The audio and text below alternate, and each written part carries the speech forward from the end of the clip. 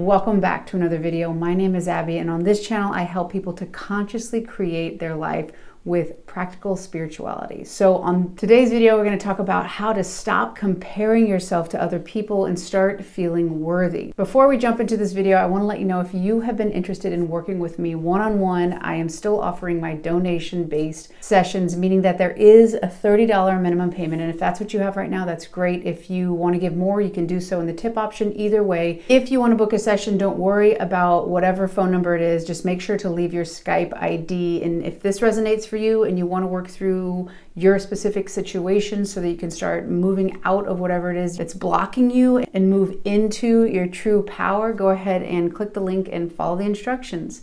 So back to the video. How is it, why is it that you might be finding yourself comparing yourself to other people, right? If you're watching this video, you've at least experienced that or had the urge to. I've personally experienced this a lot, which is why I want to create this video to help you see, most of all, how damaging it is for you and how really it's taking you away from the things you really want. And it's really big waste of energy. And if where you put your attention and focus, your energy goes, and this thing is taking you away from where you want to go, what you're really wanting is behind you. So I want to help you see this differently so you can shift into a more powerful perspective and see this a little bit differently so you can remove yourself from it. So we're going to bring my friend the whiteboard out, so I hope you're ready. So here we are with another world famous drawing of mine, and we're going to talk about comparison, right? So beyond this sticky note is the magical reason of why it is that we compare ourselves to each other. Before I want to talk about the dynamics, I'm a little bit tongue twisted today, so I appreciate your patience as I am working through this video. I really want to get this message to you, and here we are. I'm doing the best I can today. So, okay, so without further ado, I can already tell. I hope you're ready. We all know that was anticlimactic. So again, doing the best we can, right? Okay, so here you are. You know, you're awesome, you're wonderful. And then here's somebody else. So what happens? You see this person. I brought more sticky notes out. We're gonna get a little crazy here. So you see this person and maybe they have a relationship, but you don't have a relationship. So you see them having a relationship as better than you. They have something more than you. So you say yes to them, no to you, okay? Maybe it's not about love, right? Maybe it's about a job. Maybe somebody you know is moving up quickly, and maybe at their age, or maybe with as many years as you do, they've gone up quicker than you have, or whatever the case. Maybe they have a job position you've been going for, and you're like, oh, you have that job? That means you're better than I am. Yes to you, yes to them, no to you, okay? Maybe it's about an amount of money. They have this amount of money and you don't. So you're comparing yourself. You're saying, oh, you're better than I am. I don't have this, so I'm not as much as you. It doesn't really matter what the situation. You can see it can be anything. And what you have to understand is that these yeses and these no's and the whole entire valuation of this is from your eyes. You're the one who's giving these things the meaning, whether it be about money, whether it be about job, whether it be about relationship. You've seen it through these eyes and you said, okay, they're more than me, they're better than me. I'm not as much, I'm not as good as them because I don't have it, right? So they're yes, you're no, right? So we have to understand is that comparison is actually another way you know it's what it is it's, let's see if I can write this in envy. Another word when you compare yourself to somebody else is envy. And I had a hard time with this as I started to learn about it, because I'm like, I'm not envious. No, I just think that they have more than I do. And that since I don't have that much, I'm not as good as them. But it's not envious at all, right? Because I always thought, oh, envy is really being like green with envy, right? Like, oh, I really want what they have, and like having this energy of intensity. But really, envy is anytime you compare yourself with somebody else. So the important thing here is that envy is a subcategory. So it's underneath, it's a characteristic of jealousy.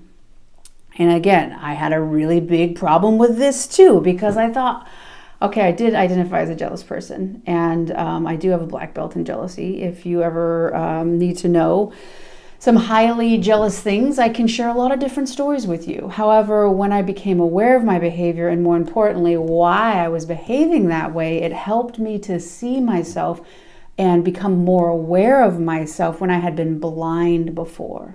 Now, when I was blind to my own behavior, I felt really powerless. I felt helpless.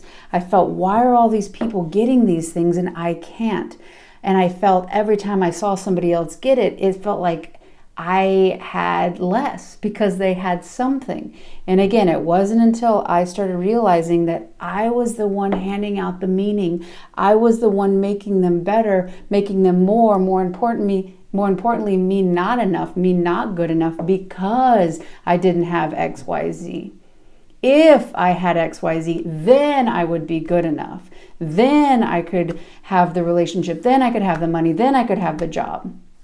Anytime, what we've talked about before, anytime you're waiting for the outside to change the way you see yourself, you're going to be waiting an awfully long time. Because how many times do you walk out of the shower, look in the mirror, and you see the dressed version of you, right? You don't. You see you about to get ready for wherever you're going to go, right?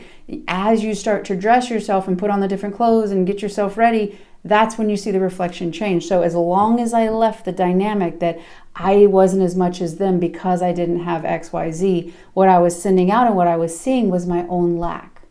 It wasn't that they had this that I felt that way. I already felt that way. And then I was using this as evidence to show or prove my point. Another way to say it is confirmation bias. See, look, if I was more, then I'd have that. If I was like them, then I would have the relationship. Then that person would pick me. A lot of times, this has a lot to do with early on growing up. If you had an older sibling, an older cousin, somebody who you saw getting the thing you wanted and then you made yourself less. You saw yourself as less. Maybe an adult told you, oh, why can't you be pretty like them? Why can't you be smart like them? We have to understand that adults are doing the best they could. We're not there to blame them, but we do need to see that a lot of adults around kids don't have the tools they need to provide children with the emotional safe place necessary for childhood development, to have that secure emotional environment. So, envy, subcategory of jealousy. Jealousy means that you have something and you're afraid you're going to lose it. Like I was saying earlier, I was always like, no, I'm jealous has to do with if there's somebody else around. That is part of jealousy, but jealousy is about you have something, you have this pen, this beautiful drawing pen, and you're afraid that there's a threat that you're going to lose it, that you're not good enough. So someone's going to come and take it, or maybe people are going to really see who you are, and they're going to leave. So you're trying to sort yourself before somebody else can see you. You're trying to protect yourself before you get found out and before basically the whole entire reason of jealousy. So jealousy, the other ways to describe it, envy is one. So envy is anytime you compare, which is the whole point of this video. But the other parts of jealousy are suspicion, distrust, and anxiety. I think jealousy just goes on a rampage through most cultures because we are afraid, right? We're afraid that people are going to see who we really are. And because we've been taught and we've probably grown up in a situation that if you weren't good enough, if you weren't smart enough, if you didn't get that grade, if you didn't win the sports game, if you weren't a good girl or a good boy, then you're going to lose love. Then you're not going to have your needs met. So guess what we're trying to do desperately as a means for survival? Earn our love, earn that connection. That's not true. The love that you're seeking, the love that I had been seeking until I was able to tap into this, there's nothing you can ever do. You cannot work hard enough. You cannot work little enough to earn or lose it. True love is given, not because of what you do, but because of who you are. And I'll say it again. Love and connection that you're desiring, that you're trying to work this system with, can never be worked. You can never do enough hard work to earn it, and you can never do too little to lose it. It is freely given because who you are, not what you do. And this has a lot to do with what you do, because early on, most likely, you had a dynamic in which you thought you needed to be a certain way. You needed to act a certain way, be a certain way, win something, do something, get amount of money, get a good grade, whatever it was you thought you needed to do to get. So when you see other people doing it, it's triggering that old dynamic where you were powerless to get your needs met unless you did something, unless you abandoned yourself, unless you left those other parts that people didn't like away. You could only get it if you were XYZ, if you were good. And if you weren't good, if you didn't have the thing, then you were a no. And when you were a no, you didn't get your needs met. So you're fearful that this is happening again. You compare so that you can see, okay, am I good enough? Am I going to get my needs met? Oh God, look, oh God, they're doing the thing. Oh, why can't I? Because again, it all goes back to that early on insecurity, not feeling secure in your emotional environment. And what is the big why behind comparison? Drum roll. Fear of abandonment. That is where the root of comparison comes from. I need to compare myself to you because I'm really afraid that if people see who I really am, I'm going to be abandoned. Or it's basically confirmation bias, like I said earlier. Okay, look, see, I knew I wasn't good enough. I can't even get the job. They got the relationship. Well, why can't I be chosen? That fear that you are being abandoned, you're going to be abandoned. And if you're abandoned, you're not going to have your needs met. That is the biggest thing about jealousy. You're afraid you're going to be abandoned. You're afraid you're going to lose the thing you really care about. And you're going to be left alone. You're going to be without your needs being met. So most of our actions in adulthood, in our adult lives, in our life that are that toxic, or this comparison, it doesn't feel good to compare. It doesn't feel good to judge somebody else so that you feel better, to rip them apart, even if it's silently, gossiping, judging, whatever it is, to tear someone down so you feel better, because if you're better, then you won't be abandoned. Most of this dynamic is what it comes down to. If they're better than me, through my own eyes of perceptual bias, and I have a perceptual bias of abandonment, if they're better than me, then I'm not going to have my needs met. But if I'm better than them, then I'll have my needs met. Again, I'll say this again. The love and the connection that you're seeking, that you're afraid of losing, that true love, and it can be platonic or romantic, that you can never work hard enough for, and you can never work little enough for. You cannot earn it that way. Being who you are is how you get it. Just being, that's it. Not being who you are and making a lot of money. Not being who you are and XYZ. It's who you are. You do the things in the world through who you are. But that's not why you get love. It's who you are. So this fear of abandonment that you're reacting off of by comparison and either trying to make what they're doing bad, right, so that you'll be a good, but that's not true. That doesn't feel good because you're acting off of fear. So really what you want to do is start, I'm comparing. Okay, I'm being envious right now. Oh, okay, yep, I'm jealous. I'm afraid I'm going to be left. Okay, I got to stay with me. I got to breathe. Okay, what triggered this? Where am I afraid that I'm going to be left? Where am I afraid that I'm being abandoned and neglected? Okay, I got to be with me. I got to know the truth of my existence. That if I leave me and start comparing myself and start getting caught up in the actions of somebody else and how they treat me and the value that they give me, I've already left myself.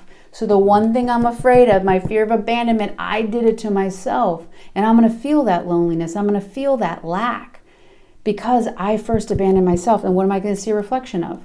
Manifestation of that abandonment. Not because that's what I deserve. Not because that's what I earned. And if I was better than this person, then I wouldn't have been left. Because I left myself. I did that thousands, maybe millions of times. I don't know. Probably hundreds of thousands of times I abandoned myself. And thankfully, the universe is a very kind and gentle place, and it gave me opportunity after opportunity after opportunity. And slowly I grew to realize, I'm doing this first. Oh my God, no wonder it feels so lonely. Because when the other person leaves, which is reflecting me, I see that I'm not even with me. So I'm literally completely alone because I'm not even there with myself. Being gentle to say, okay, no matter what, I have to stay with me. I cannot abandon me. That is not how I connect with myself, and certainly not how I facilitate a connection with somebody else, how I move closer to that love. The love that you're wanting starts with you. That helps create the space inside you when you're not seeking it as a means for validation and a means for value, that's when that love starts being reflected and shown in your outside world. It's simply reflecting who you are to you. The more you can start identifying, oh, envy, okay, I'm comparing. I want to make them better because I don't feel good and I'm afraid I'm going to be abandoned. Or I'm trying to make them worse so I feel better. Anytime you're in that, just realize you're being envious, you're in jealousy, really, you're afraid you're going to be abandoned. Look back at your past and your history of abandonment. Start feeling into those feelings and realize it was never a value or anything you lacked. The people around you were doing the best they could and you didn't get your needs met. Now you're an adult and you can start moving into that power, meeting the needs yourself, and also finding people in this world who are willing to meet your needs as well. You are worth it. I really hope you've enjoyed this video. If you have, hit that link below, that little like button. Sorry, not the link, the like. If you haven't done so already, join this community. We would love to have you. And if you found value out of this video, I highly recommend you watch this one as well. I really think you're going to find even more value. I love y'all, and I'll see you on the next one.